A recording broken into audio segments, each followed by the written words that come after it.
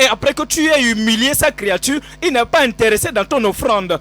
Il dit d'abord, laisse là ton offrande. Va te réconcilier. Laisse là ton offrande. Le verset 24. Laisse là ton offrande devant l'autel.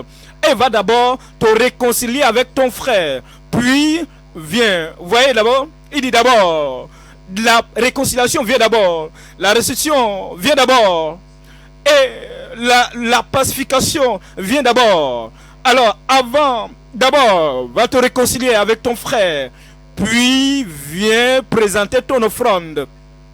C'est comme le fait de faire la paix, la réconciliation et la justice nous rendent dignes d'offrir quelque chose à Dieu, d'offrir quoi que ce soit, notre don, d'offrir quelque chose, notre talent, d'offrir quelque chose, nos trésors à Dieu. Cela exige la réconciliation d'abord, la repentance d'abord, la justice d'abord. Et alors il dit dans le verset 25, accorde-toi promptement avec ton adversaire. Ça dit que ça peut être ton frère. Parce que tu as mal parlé de ce frère-là, tu ne l'as pas traité comme un frère, tu l'as vraiment méprisé, dédaigné, et tu as dit des paroles vides sur lui, et tu l'as amené à se sentir vide, un nulard, un poltron, un vaurien. Alors, il est devenu ici ton adversaire.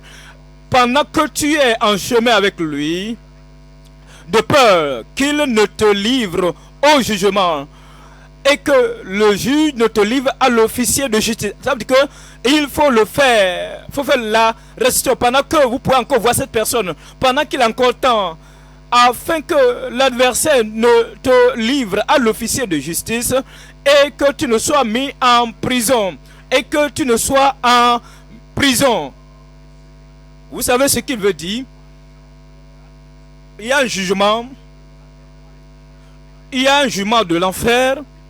Et si tu ne mets pas au clair, mets en ordre au temps opportun, au temps approprié, propice, il dit, il va mettre dans la prison. Ouais, mettons même l'enfer de côté. C'est-à-dire que même vos vies sur terre ici seront en prison à cause de la colère, à cause, vous mettez dans la cage, dans la captivité à cause du mauvais langage. Je vous le dis, le verset 27, 26, je te le dis en vérité, tu ne sortiras pas de là que tu n'aies payé le dernier cadran. Luc chapitre 19, verset 18. Luc 9, le verset 8. Luc 19, verset 8. Mais Zachée, se tenant devant le Seigneur, lui dit, voici Seigneur, je donne aux pauvres la moitié de mes biens. Et si j'ai fait tort de quelque chose à quelqu'un, la restitution n'est pas seulement limitée à la deuxième femme. La restitution n'est pas limitée seulement à la rectification du diplôme. C'est là, il y a la restitution à faire. Ce n'est pas limité à l'argent que vous avez volé. Ce n'est pas limité aux choses matérielles que vous avez prises de force. Il dit, si j'ai pris quelque chose, vous savez, il y a quelque chose de plus grand que l'argent. Vous avez pris l'argent d'une autre personne. Et quand vous dites, vous êtes né de nouveau, le Seigneur vous parle. Et vous vous souvenez. Souvenez-vous, repentez-vous. Et réconciliez-vous. Faites la restitution. Alors, là se trouve votre recouvrement, votre guérison. Vous avez pris quelque chose de quelqu'un, de quelqu'un. Vous avez pris quelque chose de quelqu'un qui génère des profits pour vous. Vous avez volé son entreprise. Vous avez volé le certificat de quelqu'un le diplôme. Et vous utilisez cela pour gagner. Ce n'est pas que vous êtes en train de retourner l'argent, mais vous retournez l'entreprise, les affaires de cette personne à la personne. Vous avez pris ses ouvriers et vous avez pris ses serviteurs. Et c'est les serviteurs qui travaillaient pour lui et pour lui donner de l'argent. Et maintenant tu es allé derrière et tu as traité autrement ses ouvriers et tu les as ravis à toi. Alors si j'ai pris quelque chose, si j'ai fait quelque tort de quelque chose à quelqu'un, je vais le retourner pendant 4 fois. Nous voyons qu'il a compris que lorsque vous prenez quelque chose de tangible, regardez David, il a vu Saül à terre et il a vu la robe royale de Saül. Bien qu'il n'a pas tué, il a pris son épée et il a pris l'épée, il a coupé le pan de sa robe, il a détruit la robe, il a pris l'honneur de ce roi, il a ainsi bravé l'autorité de ce roi, il a ôté la marque d'identification de ce roi, parce que maintenant Saül ne peut plus utiliser cette robe. Et maintenant il dit, oh roi, et le roi dit, c'est qui ça? Il dit, c'est ton fils. Est-ce que c'est ta voix, c'est la voix de David mon fils? Et il dit, j'étais venu chez toi, près de toi. Et maintenant, voilà, cette bouteille d'eau, cette goutte d'eau, c'est moi qui l'ai prise. Regarde, ton vêtement. Et personne, ce n'est pas aucun de tes serviteurs n'a coupé cette robe. C'est moi qui ai coupé le pan de ta robe. Si vous prenez ce qui appartient à quelqu'un d'autre, même la puissance, peut-être l'autorité, peut-être l'onction, peut-être l'opportunité qui lui appartient, et vous volez cela, vous devez retourner cela. Et vous dites, voici ce que j'ai pris illégalement de tout. C'est ça qu'on appelle la restitution. Mais vous savez, quand nous lisons Exode chapitre 22, si un homme vole un âne, si un homme vole une brebis, il va la restituer. Ce n'est pas seulement la brebis ou les autres choses. Mais nous pouvons voir que Absalom a volé les cœurs des gens. Il a détourné le cœur du peuple. Il n'avait pas la chance de faire la restitution parce qu'il est mort. Il mourut rebelle. Maintenant, il est de l'autre côté. Il est dans la perdition, en enfer. Tu n'iras pas là-bas. Tu ne vas pas vivre avec Absalom dans l'éternité. Mais l'Absalom s'il avait la chance, il n'avait pas volé des brebis, des ânes, mais il a volé le cœur, il a détourné le cœur des gens. Qu'est-ce que vous faites avec le cœur? Qu'est-ce que vous avez fait? Vous faites avec les gens? Parce que cela ne t'appartient pas. Qu'est-ce que tu fais avec le cœur? Ne détourne pas le cœur du peuple. Si j'ai pris quelque chose de quelqu'un, je vais tout restituer au quadruple. Numéro 1, le souvenir. Que quelqu'un crie là-bas, souvenir. Deuxièmement, la repentance. Que quelqu'un crie la repentance.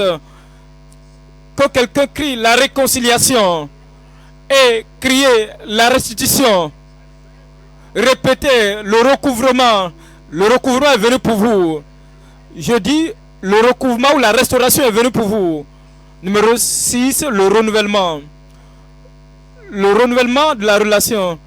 Vous pouvez dire, vous pouvez voir Abraham et Abimelech, ils sont assis ensemble, ils ont parlé ensemble, et il dit Abraham, vous savez, c'est là l'un des meilleurs, ceux-là font partie des meilleurs de mes serviteurs, je te les donne. Je sais que tu es déjà béni, mais tout de même, je veux bénir ta vie. Maintenant, pour que nous puissions avoir une nouvelle relation, permettez-moi de vous montrer quelque chose. Nous revenons dans cette Genèse, dans la Genèse chapitre 20. Genèse chapitre 20, le verset 14. C'est très important. Je vais vous attendre. Genèse chapitre 20, nous lisons quel verset? Verset 14. Abimelech prit des brebis et des bœufs, des serviteurs et des servantes, et les donna à Abraham. Et lui rendit Sarah, sa femme. Voyez leur relation maintenant. Le renouvellement, que quelqu'un crie, le renouvellement. Renouvellement, que je vous entende, renouvellement. Verset 15. Abimelech dit, voici, mon pays est devant toi. L'homme n'était plus en colère, n'était pas en colère.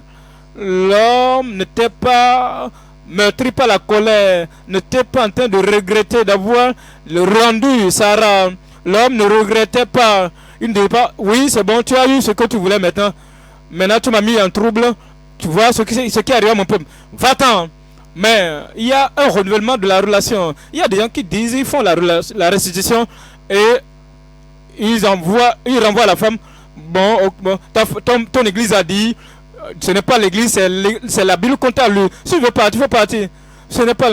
Alors, tu ne vas plus voir les enfants encore. Qu'en est-il? Tu fais la restitution, non? C'est pour la pension alimentaire des enfants. C'est toi qui. Pour ta pension alimentaire, comment tu t'habilles, comment tu fais, c'est ton problème. Toutes ces choses, toutes ces voitures qui sont disponibles, je pourrais même te donner. Mais va-t'en, la restitution, ils ont dit restitution, non, restitution. Abimelech n'était pas comme ça. La restitution n'était pas un point de querelle, un point de tiraillement. Mais il a obéi au Seigneur. Et comme tu obéis au Seigneur, il va te bénir au nom de Jésus. Il y aura le renouvellement de relation. Abimelech a dit, il dit, voici mon pays est devant toi. Demeure où il te plaira. C'est la restitution. Demeure où il te plaira. Numéro 1, le souvenir. Numéro 2, la repentance. Deuxièmement, la réconcilie-toi. Numéro 4, restaure, restitue. Numéro 5, faut recouvrer. Tu vas recouvrer au nom de Jésus. Numéro 6, renouveler. Numéro 7, retourner. Nous venons dans Matthieu, chapitre 5. Retourner. Matthieu 5, 24. Laisse là ton offrande devant l'autel et va d'abord te réconcilier avec ton frère. Puis viens présenter ton offrande. Retourne maintenant. Présenter ton offrande, ton don. Tu reviens maintenant complètement, Seigneur. Une fois que ces choses sont réglées, maintenant je reviens pour servir le Seigneur. Et votre service au Seigneur sera acceptable à ses yeux au nom de Jésus.